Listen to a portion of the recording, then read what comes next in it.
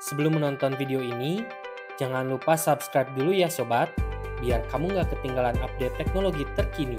Terima kasih. Oke sobat tutor, kali ini kita akan mulai masuk mempelajari dasar-dasar HTML. Kira-kira di sini sudah ada yang pernah belajar mengenai bahasa pemrograman HTML? Oke, kalau belum kita akan coba pelajari bersama. HTML ini kepanjangan dari HyperText Markup Language, di mana bahasa markup yang digunakan untuk membuat struktur halaman website agar dapat ditampilkan pada web browser. Intinya atau simpelnya, teman-teman mengakses sebuah situs atau web, di situ mulai muncul tampilannya. Nah, tampilan itu dibangun menggunakan kode-kode HTML. Saat ini versi yang terbaru itu adalah HTML versi 5. Dan tidak hanya itu, kelebihannya HTML ini mempunyai fitur semantik, di mana dalam menyusun kodenya itu menjadi lebih rapih lagi, lebih jelas. Contohnya membuat tag footer, tag header, dan lain sebagainya. Oke, kita coba gali lebih dalam lagi. Nah, kira-kira ketika kita belajar HTML, apa sih yang harus kita pahami secara konsep dasar? Sebetulnya ada 3 poin. Poin yang pertama itu adalah tag, poin yang kedua itu elemen, dan poin yang ketiga itu adalah atribut. Mungkin teman-teman bisa baca di layar ya untuk definisinya. Saya akan coba sampaikan secara singkat. Tag itu adalah istilah yang kita gunakan untuk menuliskan kode-kode HTML. Contohnya di sini ada tag strong. Strong itu artinya tulisannya nanti akan menjadi tebal. Atau tag yang lainnya. Tulisannya misalnya cetak miring, atau misalkan garis bawah, dan lain sebagainya. Kita akan menuliskan beberapa tag-tag HTML. Yang kedua ada elemen. Apa sih yang disebut dengan elemen? Elemen ini adalah tag pembuka dan tag penutup. Jadi satu kesatuan. Biasanya ada tag itu yang berdiri sendiri, ada juga tag yang dibangun harus menuliskan tag pembuka dan tag penutupnya. Contoh di sini elemen P, ini adalah website saya, maka kita tutup dengan tag P lagi dengan ada garis miringnya, seperti itu. Nah, itulah yang disebut dengan satu elemen tag. Selanjutnya ada atribut. Kira-kira atribut ini seperti apa ya? Nah, kalau atribut biasanya ada di dalam tag tersebut. Contohnya di sini kita menggunakan tag img, image. Nah, atribut yang dipakai itu kita bisa menambahkan kelas, bisa menambahkan src, atau menambahkan alt. Dan masih banyak lagi. Itu salah satu contoh atribut. Nah, kira-kira teman-teman sudah paham atau belum? Kalau misalkan masih belum paham, silakan teman-teman bisa explore dan gali lebih jauh. Selanjutnya, setelah kita mengenal 3 poin penting tadi, nah kita akan mulai masuk ke dalam tag-tag utama yang harus kita ketikkan. Di sini sebetulnya ada 4 poin yang ingin saya sampaikan. Yang pertama itu ada tag tanda seru doctype HTML. Ini untuk mendeklarasikan bahwa kita akan membuat kode HTML. Meskipun sebetulnya perintah ini sifatnya opsional, artinya tidak masalah teman-teman tidak menuliskannya. Yang kedua, ada tag HTML.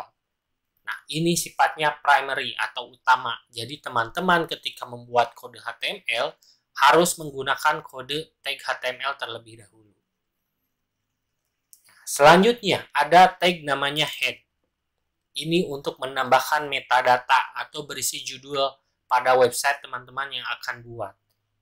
Tag head ini biasanya kita taruh di dalam tag HTML. Selanjutnya, yang keempat, tag utamanya yaitu body. Atau kita sebut body ya. Nah, di sini tag yang berisi elemen-elemen yang nantinya akan kita masukkan tag-tag seperti paragraf, atau kita misalkan membuat cetak tebal, atau kita membuat sebuah tulisan miring, tulisan garis bawah. Nah, itu ada di dalam tag body ini. Oke, kita akan coba mulai praktekkan. Nah, di sini saya sudah buka Visual Studio Code-nya. Teman-teman bisa mengetikkan tag HTML seperti ini. Jangan lupa penutupnya, tekan Enter. Selanjutnya apa yang harus kita lakukan? Kita ketik tag head seperti ini. Nah, teman-teman bisa tekan Enter. Nah, kita bisa lihat di sini strukturnya head itu ada di dalam kode HTML. Setelah head, kira-kira apa yang akan kita tuliskan lagi tagnya? Kita coba masukkan title untuk judul sebuah website. Belajar dasar HTML. Contohnya seperti ini. Nah, ini kita sudah menuliskan 3 tag. Ya. Di dalam tag title ini kita kasih tulisan seperti ini. Langkah utama, apalagi yang harus kita tuliskan? Kita enter setelah tag penutup head, kita tuliskan body ya di sini.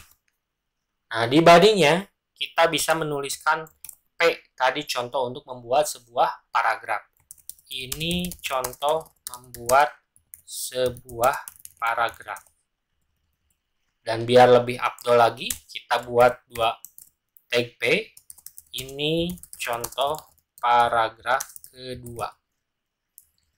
Nah, seperti ini teman-teman. Selanjutnya kita coba simpan. File save. File save.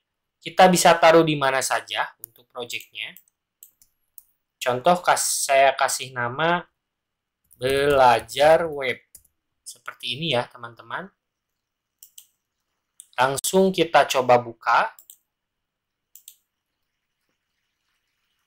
Caranya di sini ya, run, start debugging, klik web app Chrome. Nanti akan dibuka browser si Chrome-nya.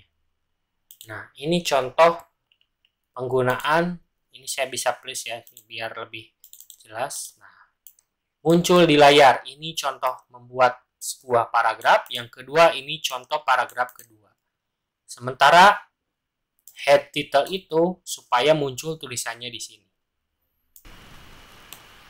Nah, teman-teman juga sebetulnya bisa membuka project-nya itu langsung dengan cara double klik pada file tersebut, di mana teman-teman menyimpan file tersebut. Contohnya bisa dilihat di URL ya, di sini lokasinya ada di C. Saya nyimpan Laragon www.project-web-belajar-html.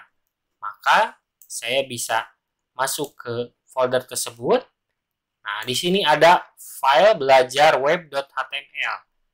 Kalau tulisan .html-nya tidak muncul, teman-teman bisa klik view.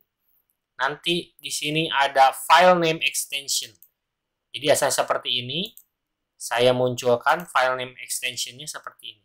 Kita tinggal double klik, maka nanti akan langsung diarahkan ke browser.